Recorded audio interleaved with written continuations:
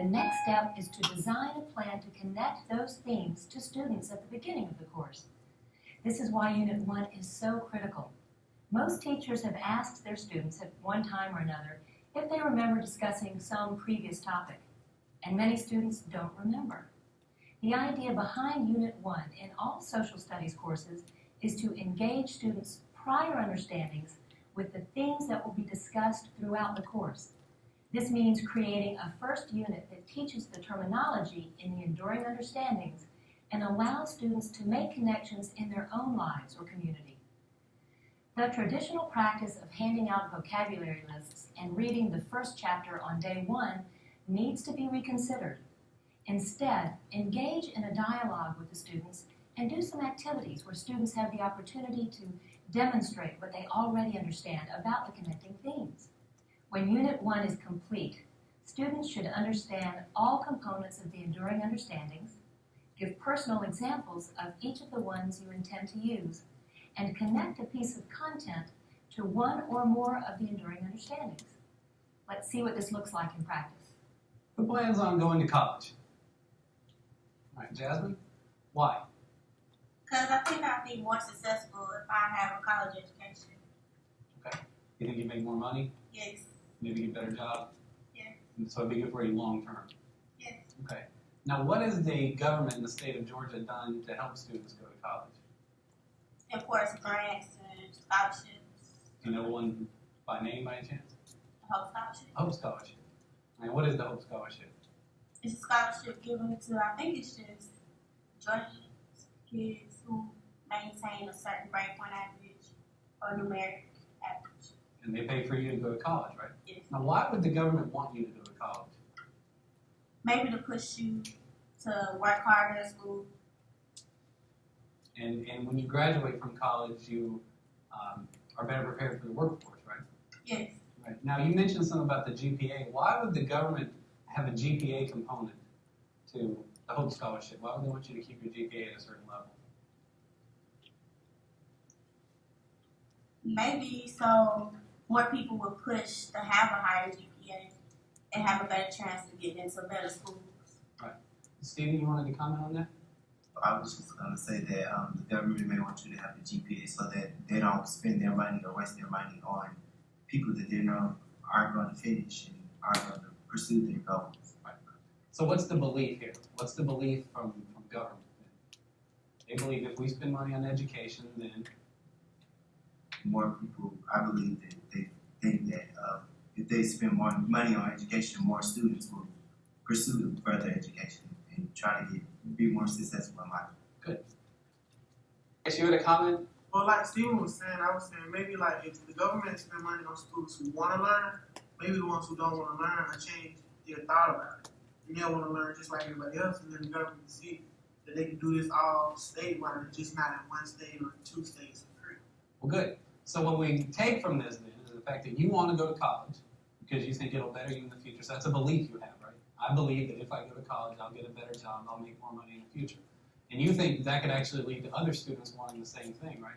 So here we have the government making a decision, and they give away a lot of money, right? I mean, college is expensive. So the government is going to give away a lot of money based on a belief, all right? So it's an economic decision, you follow me, based on a belief. Better people who want to go to college should be a better workforce. Therefore, we are going to spend money on that. Yes, dear. As well as a belief, wouldn't it be an idea if they didn't do it yet? Belief and ideal. And I'm going to use the term belief and ideal as kind of synonymous today. Good. Who in here has ever done some kind of volunteer work? All right. Caitlin, what kind of volunteer, or what group were you working with when you volunteered? Usually elementary school age kids. Okay. Well, who was doing the volunteering? Was it a church group? Was it a school group? It's my school group for Beta Club. Beta Club. You said you were helping elementary school? Yes. What were you doing? We usually play learning games or computer games, just reading and stuff. Why that group? They're just easier to get along with and they want to learn more. What's the importance of helping them learn and helping them with education? It's usually classes like after school with the kids that struggle during school. Okay, so what's the belief behind that? If you help them when they're struggling with learning, what's that going to do for them in the future? Become better and just want to learn more and they won't struggle as much. And how does that help? It helps them be able to get into colleges and just go farther. How much time do you spend volunteering? Well, we have to have 25 hours a year, and just usually a couple hours at a time. Now, is that 25 hours you could use doing something else? Yes. But you choose to volunteer, right? So you're making a decision in this case. In this case, you're taking a time, so you're making a social decision based on a belief that you need to help the elementary kids with their reading, right? Does that make sense to everybody else? Has anybody ever changed a decision or a belief after talking to somebody, after getting advice from somebody? Nicole, what kind of situation were you in? Well, I was gonna buy a shirt, and my mom told me it was too expensive, so I ended up not getting the shirt. But then later I found it at a different store for a cheaper price.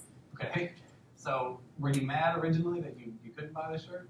Very. Because you didn't think you would get it again, right? Yes. But it turned out it would have been a mistake to buy the shirt, right? Yes. Right. Now, why did you give your mom's advice so much weight? Why did that matter to you? Well, she kind of made me. She kind of made you, so she exerted force, right? And that happens sometimes in government. We have people who exert force on others just because they think they know better. Now, it turns out in this case, she was right. Yes. Is she all right? Well, no.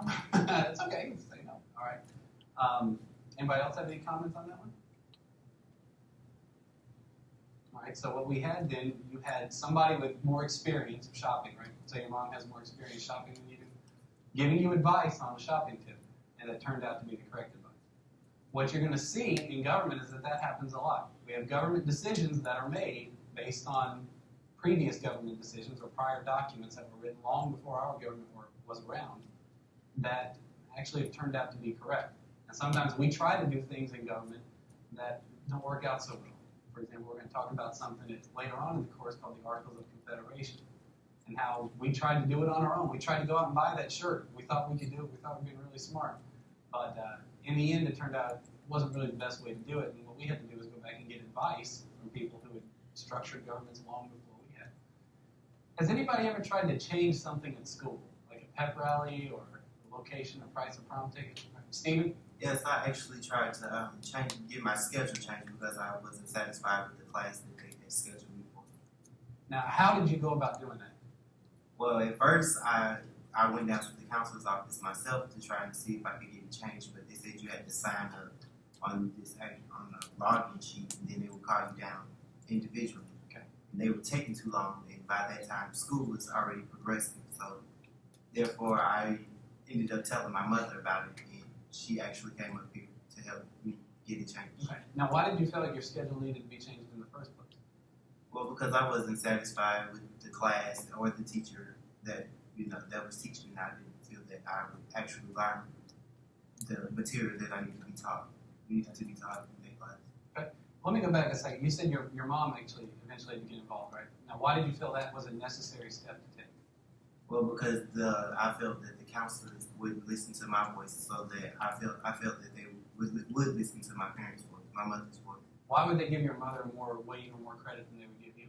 Well, because she's actually an adult too, and adults usually listen to adults more than they would listen to children. Okay, that's perfect. So let's look at this. In this case, the decision was to what? What was your decision? To change my schedule. Change your schedule. There's actually two kind of decisions going on here. Right, and they decided to get mom involved. We'll just say mom. Now, what was the belief for causing you to want to get your schedule changed? That I wouldn't mind the material that was being taught in class.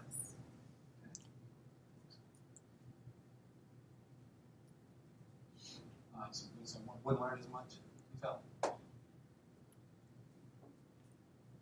And what was your belief? What was your idea? What were you thinking when you decided to get mom involved? That they would actually listen to what she had to say instead of just how they weren't listening to me.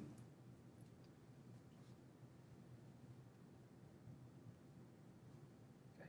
Anybody else have a comment on this one? All right. Now, this is absolutely perfect. Because when we talk about government, especially when we talk about interest groups, anybody ever heard that term, interest groups? When we talk about interest groups later on this year, this is what interest groups are all about. It's hard sometimes for a legislator or for a senator or a representative to listen to just me or to just you. I mean, they have a lot of people they represent. But if we can get an interest group involved, in this case your mom represents an interest group, right? They will listen to that group because it's a louder voice, right? It's a more legitimate voice. Interest groups have time and money. They can research. They know the issues. So when an interest group goes to a legislator and they say, we want this particular bill passed, they're much more likely to do it. Did your schedule change after your mom got involved? Yes. But not before then, right? It's the same thing. We have this belief, in this case your belief was that, well, the administrator, the counselors will listen more to an adult than they would to just me. We can change that around a little bit, and there's a belief in government that legislators will listen more to a large group of people than to just an individual. That makes sense? So we have beliefs affecting our decisions. I decided to get mom involved because I thought they'd listen to her more. Same thing with the scheduling change. I had this belief that I wouldn't learn as much, or you had this belief in this case. I'm not going to learn as much. This is not going to be beneficial for me. A policy needs to be changed. So we need to make some changes. Our beliefs affect our decisions. Starting to see this? Starting to click for you? Good. Now that we've looked at beliefs and ideals on a personal level, and we've talked about some of the decisions you guys have made, what I want to do now is take that and make it a little bit bigger, make it a little bit broader, something we can use in government through the whole course. So if you would, open up your notebooks, and on that first page, you'll see a chart that looks very similar to the one on the board.